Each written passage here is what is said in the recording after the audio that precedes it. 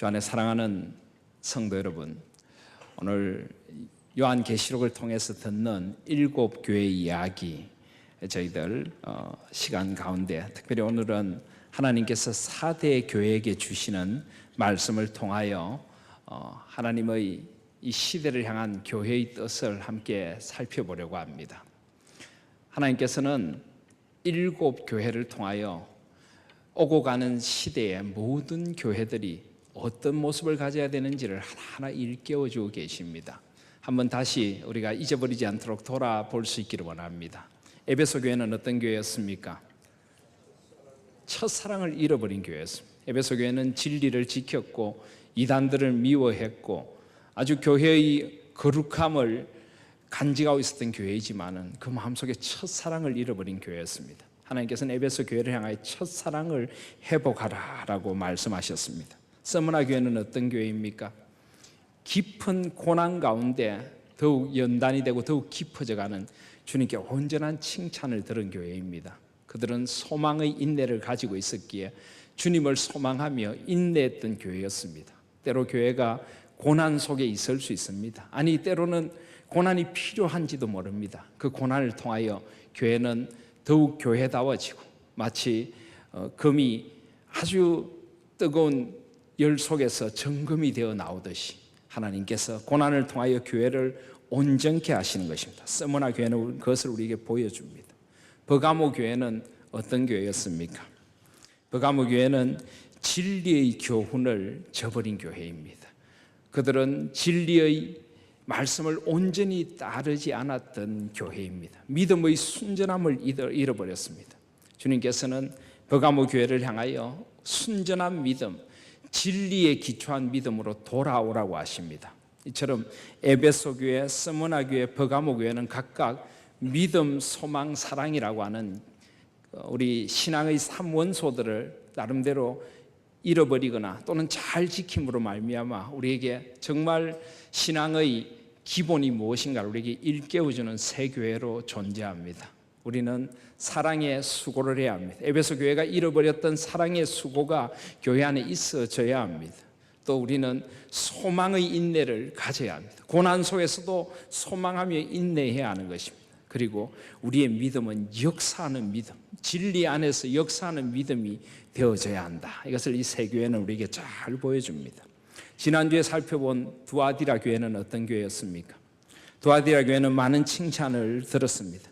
그들의 사업과 사랑과 믿음과 섬김과 인내, 그러나 그들은 거룩함을 잃어버렸습니다. 특별히 삶의 자리에서 그들은 신앙대로 삶을 살아내지 못했습니다. 세상과 타협하고 세상에 설거문이 물들어간 거룩함, 구별됨을 잃어버린 교회였습니다. 그래서 결국 세상에 아무런 영향도 줄 수 없는 그런 교회로 변해버린 교회가 두아디라 교회입니다. 우리는 믿음과 소망과 사랑을 간직한 교회예요. 우리는 주님의 교회로서 구별됨, 거룩함을 지켜나가야 합니다. 이 땅을 거룩으로 물들여가는 그런 교회가 되어져야 된다는 것을 두아디라 교회는 우리에게 보여주고 계십니다. 오늘 이제 4대 교회라고 하는 교회에 대하여 함께 살펴보려고 합니다. 이 4대라고 하는 지역력, 우리 7교회 이야기를 시작하면서 제가 지도를 보여드렸는데 혹시 기억이 나실지 모르겠습니다. 이 소아시아 지방, 터키 지방의 서쪽 해안을 따라서 에베소 교회, 스무나 교회, 버가모 교회가 이렇게 차례대로 있습니다. 그리고 이 버가모와 스무나 사이에 동쪽으로 이렇게 들어가면은 그 사이에 삼각형을 이루는 이쪽에 두아디라가 있습니다. 그리고 두아디라에서 조금 동쪽으로 비스듬히 내려오면 바로 4대가 있습니다. 그러니까 4대는 스무나에서 정동으로, 두아디라에서는 한 동남으로 50km 정도, 그리고 스무나에서 동쪽으로 한 80km를 들어가면 내륙에 있는 도시가 바로 4대라고 하는 도시였습니다. 이 4대라고 하는 도시는 고대 아주 발달했던 도시였습니다. 그래서 그 지역에서 아주 유명한 그런 위치를 가졌던 도시였습니다. 그러나 이 4대라고 하는 도시는 이 고대 루디아 왕국의 수도였지만은 한때 소아시아에서 가장 부유한 그런 도시였지만은 점점 이 도시는 쇠락해가는 그런 형편에 있던 도시였습니다. 이 도시에는 투몰루스라고 하는 산이 한복판에 있었고요, 팩토루스라고 하는 강이 산 아래 흐르고 있는데 이 강변에는 황금색을 띤 모래가 있어서 금모래의 도시다 이렇게 불리어졌던 곳입니다. 한때 고대 루디아 왕국의 수도였을 때는 엄청난 부를 자랑했던 도시가 바로 이 사대였습니다.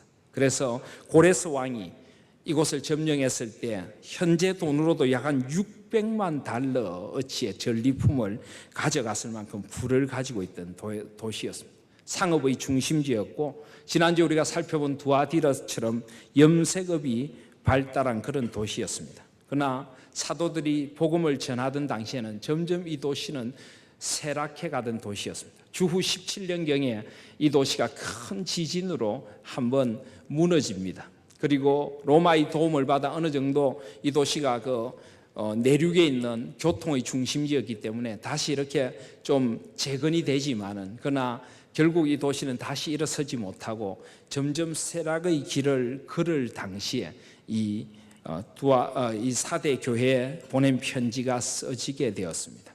그런데 이 사대 교회는 가만히 보면 7교회 가운데 가장 호된 책망을 받은 교회입니다. 먼저 3장 1절에 보시면 사대 교회의 사자에게 편지하기를 하나님의 7영과 7별을 가진 이가 가라사대 하고는 내가 내 행위를 아노니 내가 살았다 하는 이름은 가졌으나 죽은 자로다. 주님은 이 교회의 사자에게 편지를 전하면서 제일 먼저 하시는 말씀이 바로 이겁니다. 내가 살았다 하는 이름은 가졌으나 죽은 자로다. 주님은 사대교회를 호되게 책망하고 계십니다. 여기 가만히 보면 살았다 하는 이름을 가졌다. 어떻게 보면 사대교회는 아직도 살았다 하는, 이 편지가 전해질 당시에 살았다 하는 이름을 가지고 있는 교회였습니다. 이 사대교회를 누가 세운지 정확히 모르지만은 많은 교회의 학자들은 사도 요한에 의해서 이 사대교회가 세워졌다라고 합니다.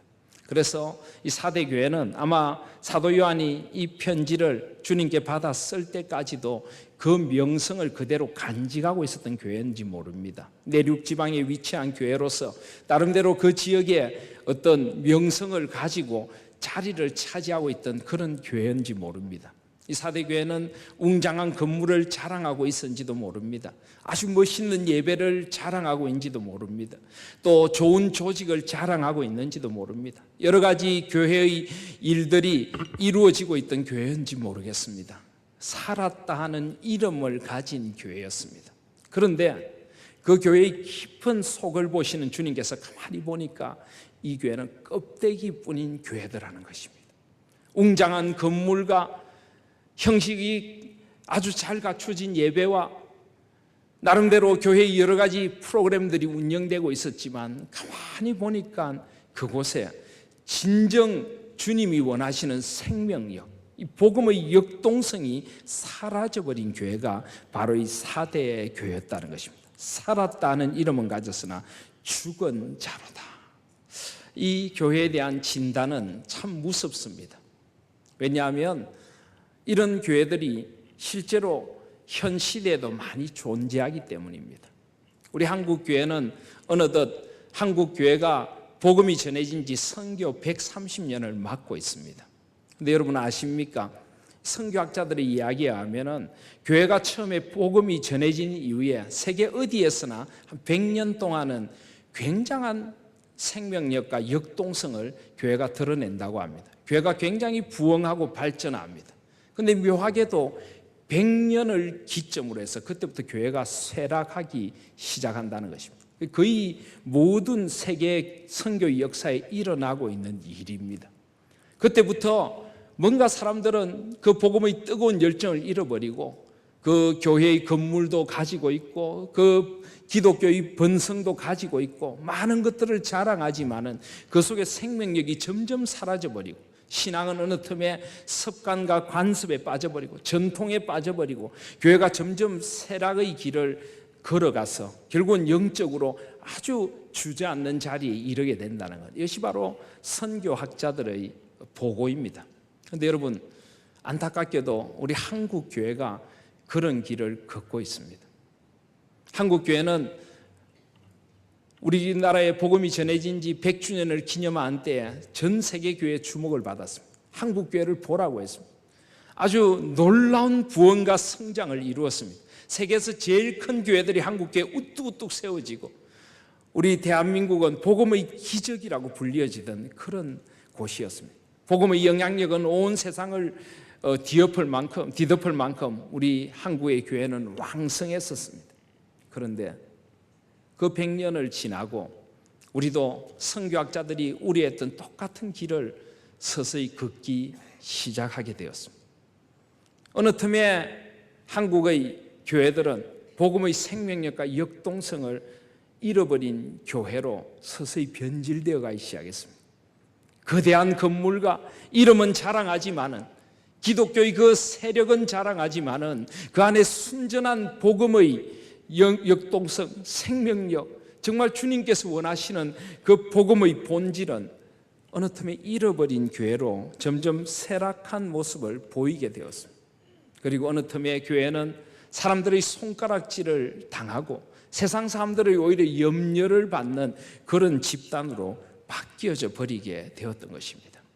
저는 목사로서 집단이라고 하는 표현을 써서 정말 죄송합니다. 그러나 정말 주님께서 원하시는 주님의 몸된 교회인가, 아니면 종교단체인가, 우리는 이 교회를 다시 한번 돌아보아야만 합니다. 선교학자들은 흔히 교회에 4가지 M이 있다, 이런 이야기를 합니다. 교회에 4가지 M이 있다는 이야기를 하는데요, 교회는 첫 번째 M으로 시작이 됩니다. 그 첫 번째 M은 미션입니다. 미션, 선교로부터 시작이 됩니다. 교회는 복음을 전하는 선교에 의해서 나아가서 복음을 전함으로 우리가 그리스도의 복음을 듣게 되고 함께 모여 교회를 이루는 미션으로부터 시작이 됩니다. 그래서 그 미션, 이 선교, 복음 전도를 통해서 사람들이 모이게 되면 이제 그들을 미니스트리, 목회를 하게 됩니다. 목회. 그래서 그 목회를 통하여서 우리가 들은 복음이 우리 안에서 그리스도의 제자로서 내가 점점 성숙되어져 가고 하나님의 사람으로 교회가 갖추어져 가고 그리스도의 몸된 교회로 갖추어져 가는 과정을 거칩니다. 이것이 바로 미니스트리, 목회입니다. 문제는 교회는 저 미션과 미니스트리 사이를 계속 왔다 갔다 해야 한다는 것입니다. 복음을 듣고 미션을 통해서 교회 안에 들어온 사람들은 이제 교회 안에서 목회를 통해서 하나님의 사람으로 온전케 되어서 이제는 봉사 일을 하고 그리스도의 몸을 세우며 세상 속에 나가서 다시 미션의 현장으로 나아가야 합니다. 이 미션의 현장이 꼭 외국에 나가서 선교하는 것만이 아니라 내 삶의 자리에서 복음의 역동성을 가지고 사람들에게 주님의 주되심을 증거하고 하나님의 나라를 보여주고 소금과 빛된 삶을 살고 구별된 거룩한 삶을 살아서 세상을 복음으로 물들이는 미션이 있어져야 합니다. 그래서 교회는 반드시 이 미션과 미니스트리 사이를 계속해서 왔다 갔다 해야 됩니다. 그래서 미션을 통하여 사람들이 다시 교회 안으로 들어오고 이 전도된 사람들 다시 미니스트리를 해서 미션의 현장으로 내어보내고 다시 미니스트리가 이루어지고 미션이 이루어지고 계속 이렇게 해야 하는데, 교회가 어느 정도 규모가 갖추어지고 교회가 어느 정도 체계가 갖추어지면은 가서는 안 될 세 번째 M으로 간다고 합니다. 그 세 번째 M이 바로 매니지먼트입니다. 매니지먼트. 이것은 교회가 관리가 되는 것입니다. 교회가 경영적 측면으로 접어들게 됩니다. 이제는 복음의 역동성은 사라져버리고 나오고 있는 교인들을 관리하는 것입니다. 여전히 교회의 체제는 잘 관리되고 있습니다. 헌금은 드려집니다. 그 헌금을 가지고 선교라든지 구제라든지 교회 일들은 많이 하고 있습니다. 그러나 어느 틈에 성도들은 미션의 열정을 잃어버렸습니다. 미니스트리를 통해 그리스도 안에서 자라지 않습니다. 주어진 프로그램 안에 안주하면서 교회는 이제는 하나의 관리 집단으로 바뀌어지게 되는 것입니다. 매니지먼트. 이것은 교회가 가지 말아야 할 세 번째 M인 것입니다. 어쩌면 한국 교회가 특별히 대형 교회나 오랜 전통을 가진 교회들이 어느 틈에 미션의 열정을 잃어버리고 미니스트리를 통해서 정말 말씀 안에서 성숙되어져 감을 잃어버리고 어느 틈에 매니지먼트로 넘어가 버린 것은 아닌가. 저희들은 교회를 염려하는 마음으로 보게 됩니다. 그리고 이 매니지먼트로 간 교회가 이 상태로 계속되어져 가면은 결국 마지막 네 번째 갈 M이 있습니다. 그 M이 바로 뮤지엄입니다. 박물관이 박물관. 또는 어떤 사람은 M이 뮤지엄이 아니라 모뉴먼트, 하나의 기념비가 되어버린다. 큰 건물이 있지만은 그곳에 복음의 생명력은 없습니다. 복음의 역동성은 없습니다. 더 이상 구원의 감격은 없고요, 예배의 눈물은 사라져버리고요, 찬양의 간절함은 사라져버리고 기도의 뜨거움은 사라져버립니다. 그냥 박물관과 같은 교회로 교회는 계속 큰 성 바벨론 같은 건물을 자랑하면서 큰 조직을 자랑하며 머물러 있게 되는 것입니다. 이것은 하나의 기념비이지 살아있는 그리스도의 몸, 하나님의 생명력을 가진 교회는 아니라는 것입니다. 어쩌면 4대 교회가 걸어간 길이 저런 길일지 모르겠습니다. 사도 요한에 의해서 처음 이 교회가 세워졌을 때는 이 미션에 의해서 교회가 세워진 복음의 뜨거운 열정이 있었을 것입니다. 처음 받은 구원의 감격을 안고 그들은 눈물로 예배하고 하나님 앞에 기도드리며 이 복음의 열정을 안고 4대 지역에 사는 사람들에 나와서 복음을 전하는 미셔널 처치, 선교적 교회였을지 모릅니다. 그들은 사도 요한이 세운 교회답게 말씀으로 든든히 무장하고 들어오는 사람들을 말씀과 사랑으로 새롭게 하고 온전히 그리스도의 제자가 되어서 자라가고 그 안에서 정말 주님이 원하시는 진정한 예배와 기도와 말씀과 찬양과 교제와 그 아름다운 봉사와 헌신이 또 다음 세대를 길러내는 교육이 가득한 교회인지 모릅니다. 그런 미니스트리가 아름다운 교회였을 것입니다. 4대 교회를 향하여 다음 세대를 길러내어서 미션의 현장으로 내보내는 그런 교회였을지 모릅니다. 그러나 점점 세월이 흘러가면서 마치 그 도시가 쇠락에 간 것처럼 이 교회도 어느 틈에 매너리즘에 빠져버렸습니다. 바리새인들과 같은 전통주의에 빠져버리게 되었습니다. 그래서 점점 이 교회는 교인들을 관리하는 매니지먼트의 교회, 사람들을 그냥 조직을 유지해 나가는 그런 매니지먼트의 교회가 되고 점점 이제 뮤지엄을 향해 모뉴먼트, 기념비를 박물관을 향해 나가는 그런 교회가 되어버렸는지 모릅니다. 그래서 주님은 오늘 우리에게 말씀하십니다. 내가 내 행위를 아노니 내가 살았다 하는 이름은 가졌으나 죽은 자로다. 얼마나 무서운 진단입니까? 살았다는 큰 이름은 가지고 있지만은 실상은 생명력을 잃어버린 죽은 교회. 사랑하시는 여러분, 이것이 어쩌면 한국 교회를 향한 하나님의 진단은 아닐까요? 물론 모든 교회가 다 그렇다고 생각하지는 않지만은 한국의 많은 교회들이 살았다는 이름은 가졌지만은 실상은 죽은 교회라, 이런 책망을 들어야 할 교회들이 아닐까요? 여러분, 그렇다면 이것은 남의 이야기입니까? 어쩌면 이것은 우리의 이야기일지도 모르겠습니다. 물론 우리 하나인교회는 아직 미션 상태에 있는 교회입니다. 우리는 교회가 설립된 지 채 1년이 되지 않았습니다. 아직까지 복음의 역동성을 가지고 있고 다시 한번 교회를 세워주신 주님의 은총의 눈물이 있고 뜨거운 예배가 있고 간절한 찬양이 있고 우리 가운데 서로 위로하고 세워가는 아름다운 교제가 있습니다. 우리는 아직 복음의 열정을 가지고 있고 교회를 바르게 세우고자 하는 온전한 그런 열정들을 우리는 가지고 있습니다.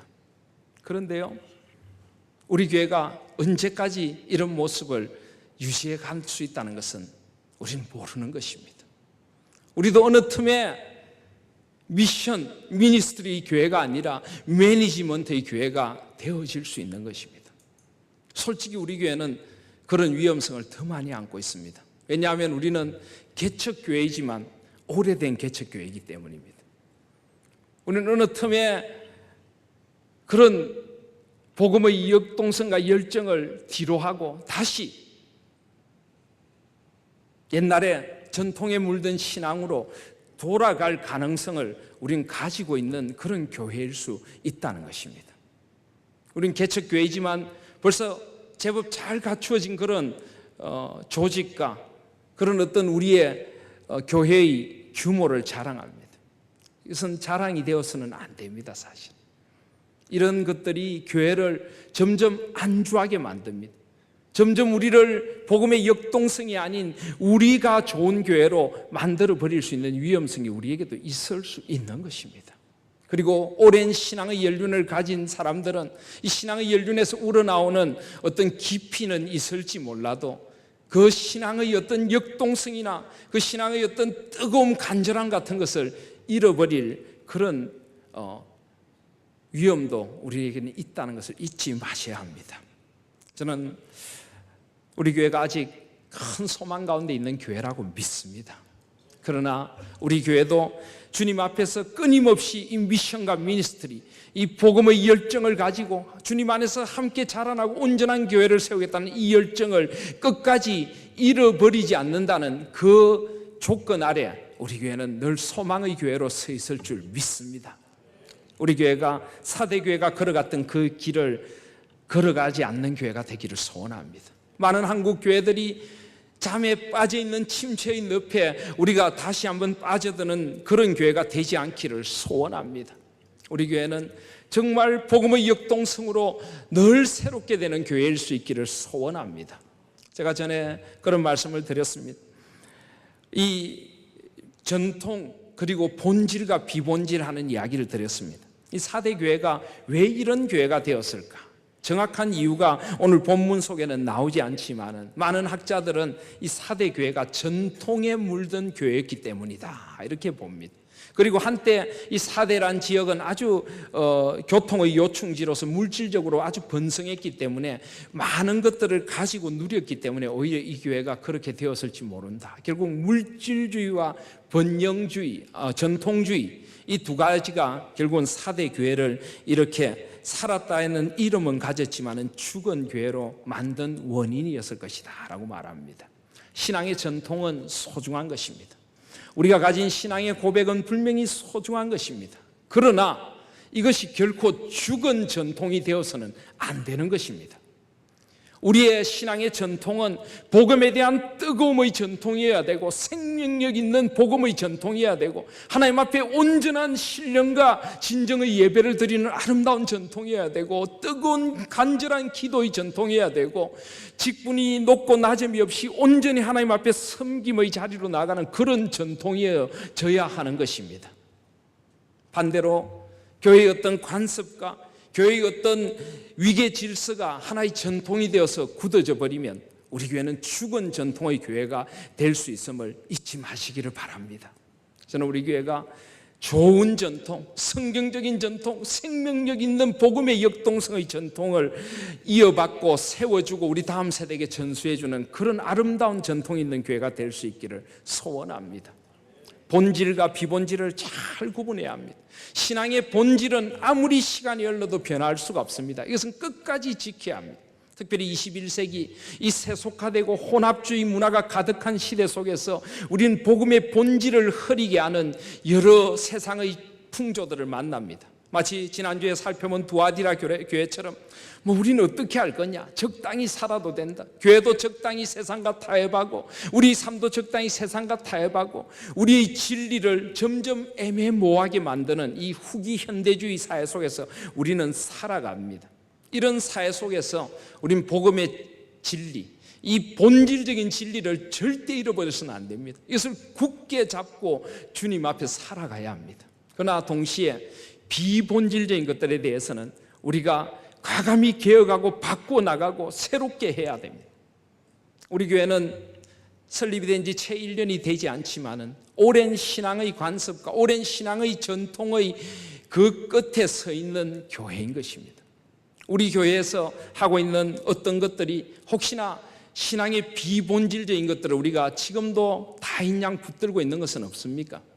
오랫동안 관습처럼 해왔던 것들, 오랫동안 믿어왔던 것들, 교회의 이름은 바뀌고 교회의 장소는 바뀌었지만은 여전히 변하지 않고 있는 우리 비본질적인 신앙의 전통들, 또 뭔가 좀 잘못된 전통들은 우리에게 없습니까? 우리는 우리 자신을 하나님 앞에서 온전히 돌아보아야 할 것입니다.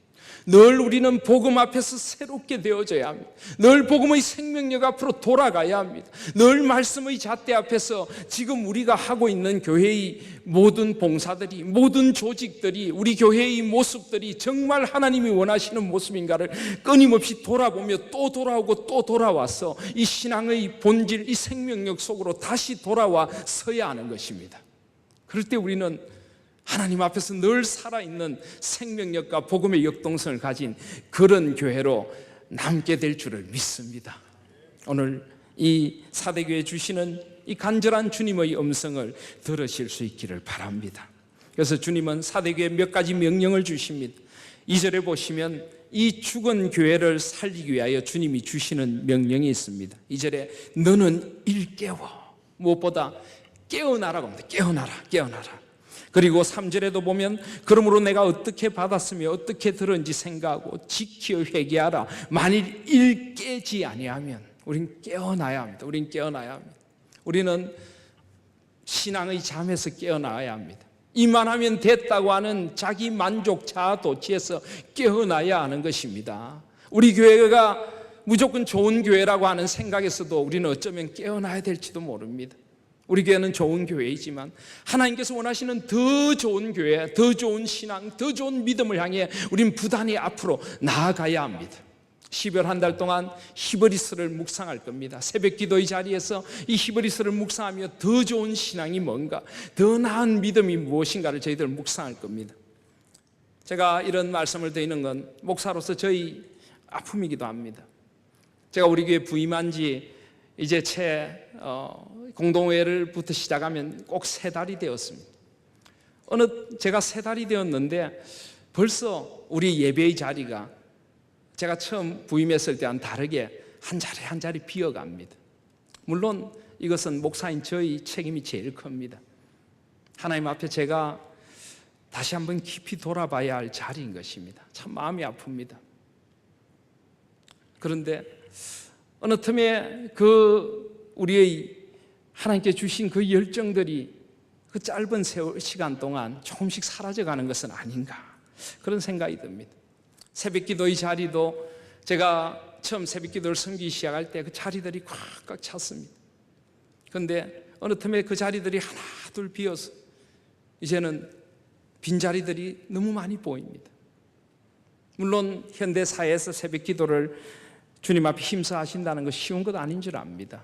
그러나 혹시 그것이 어느 틈에 우리 열정이 식어버리고, 어느 틈에 교회를 향한 그 헌신의 마음이 식어버리고, 어느 틈에 깨어 기도하고자 하는 우리의 마음이 사라져버려서 그런 것은 아닐까요? 저는 우리가 그것들을 먼저 돌아봐야 된다고 생각합니다. 저는 목사로서 더 깊이 기도하겠습니다. 더 깊이 돌아보겠습니다. 하나님께서 주신 이 복음의 생명력이 우리 교회에서 사라지지 않고 날마다 그것들이 새로워지도록, 여기 첫 번째는 주님이 일깨우라고 하십니다. 그런 후에 두 번째로 보시면 그 남은 바 죽게 된 것을 굳게 하라. 처음에는 일깨우라 하신 후에 두 번째는 굳게 하라라고 합니다. 이 굳게 하라는 것은 죽어가는 불씨를 다시 살리라는 것입니다. 사대교회의 그 아름다운 신앙의 전통들을 다시 살려내라는 것입니다. 그 복음의 본질을 향한 헌신을 다시 살려내라는 것입니다. 미션, 선교와 목회 사이에서 그 역동하던 그 믿음, 그 교회의 온전한 아름다움을 다시 살려내라는 것입니다.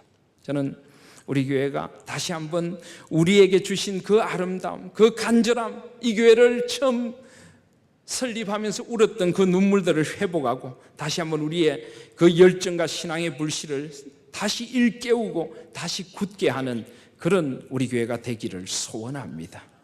그리고 2절 뒷부분에 보시면 내 하나님 앞에 내 행위의 온전한 것을 찾지 못하였다. 주님, 우리가 온전하기를 원하십니다. 온전하기를 원하십니다. 여기 온전하다는 것은 완벽한 것은 아닙니다. 우리 하나님의 사람들은 결코 완벽할 수는 없는 것이죠. 우리는 인간인지라 다 부족과 연약을 갖고 있습니다. 이 온전함이라고 하는 것은 주님께 우리가 모든 면에 있어서 더 주님께 가까이 가고 싶어함, 모든 삶의 자리에서 더 주님 앞에 온전해지고 싶어하는 마음. 그래서 우리가 야고보서를 수요일마다 묵상하는데 이 온전함은 성숙이라는 말로도 바꿀 수 있다라고 이야기를 드렸습니다. 우리는 대부분 많은 오랜 신앙의 연륜을 가진 성도님들이 우리 교회에 모여 있습니다.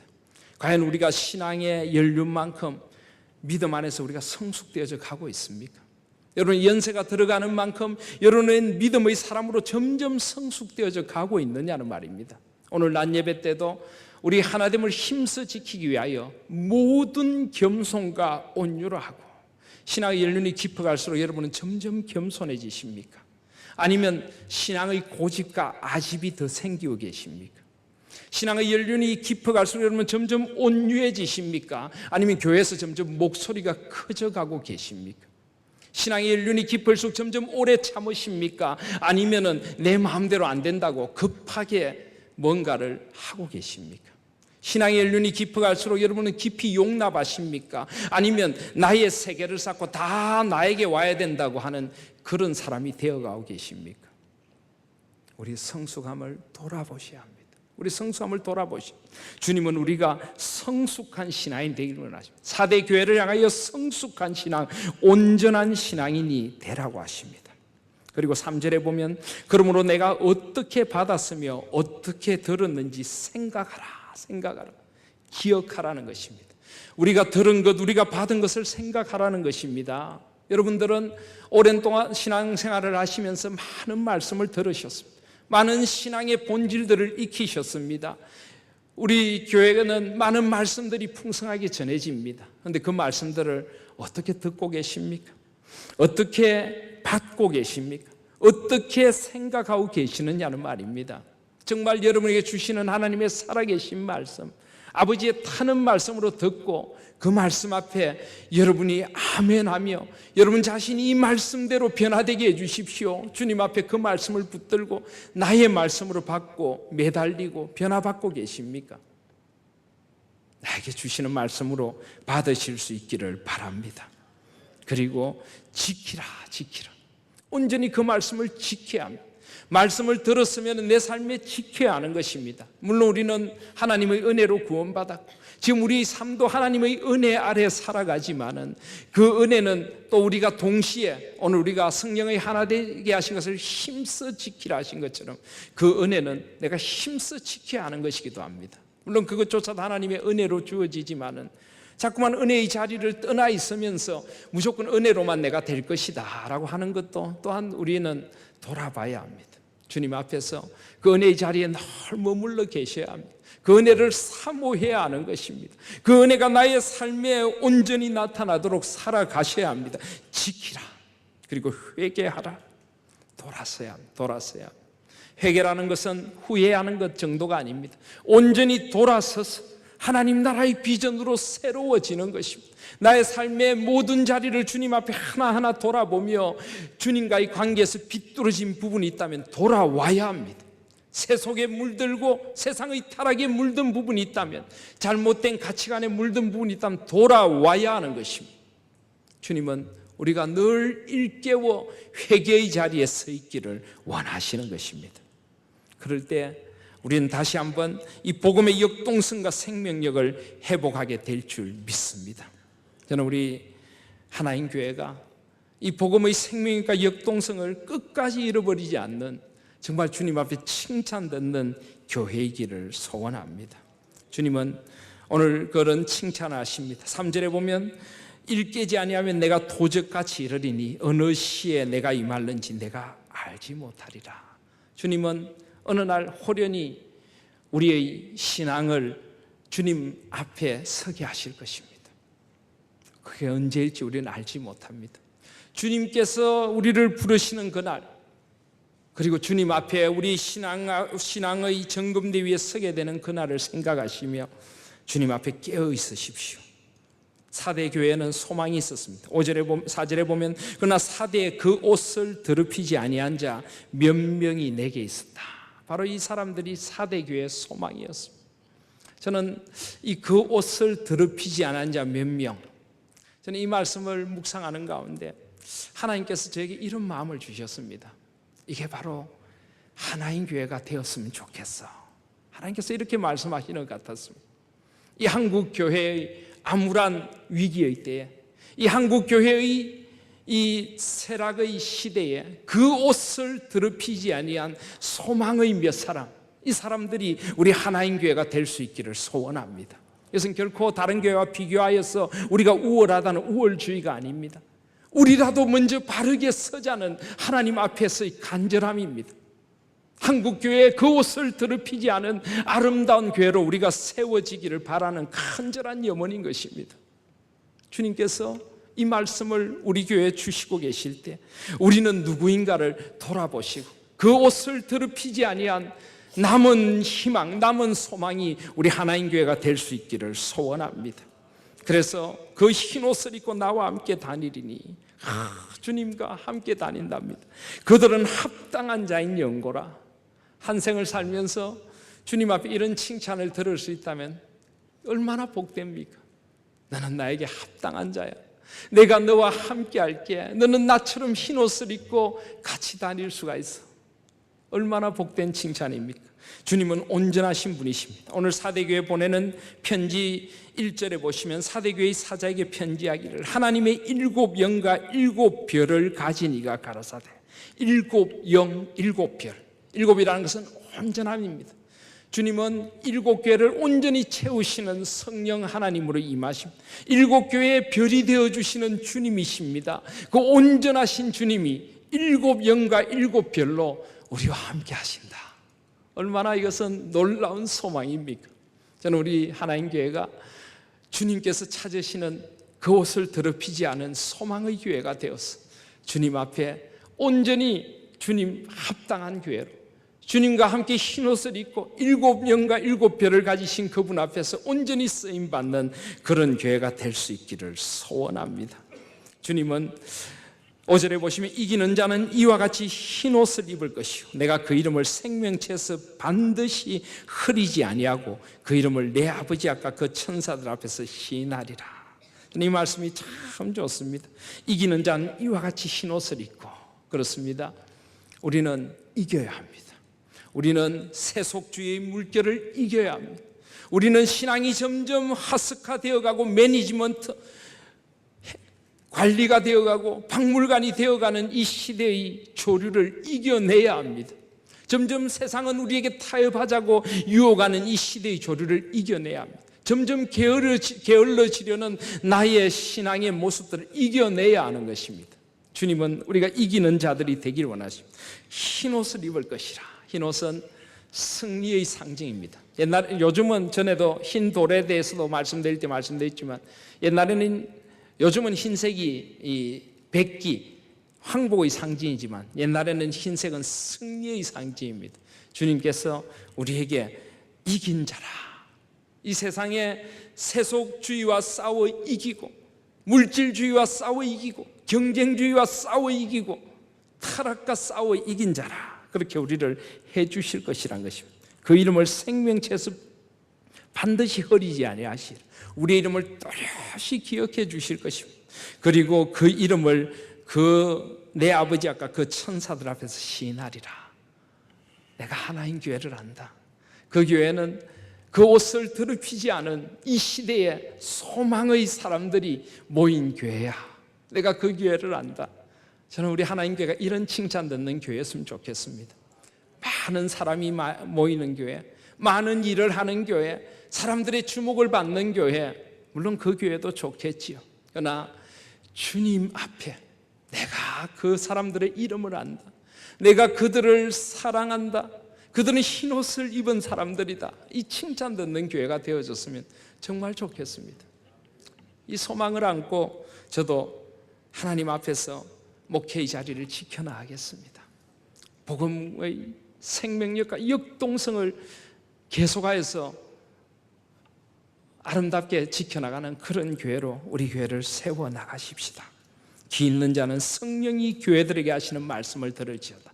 오늘 이 말씀이 부족한 저에게 또 우리 하나님께 모든 성도님들에게 하나님께서 해주시는 은혜와 소망의 말씀으로 들려질 수 있기를 주님의 이름으로 소원합니다. 아멘.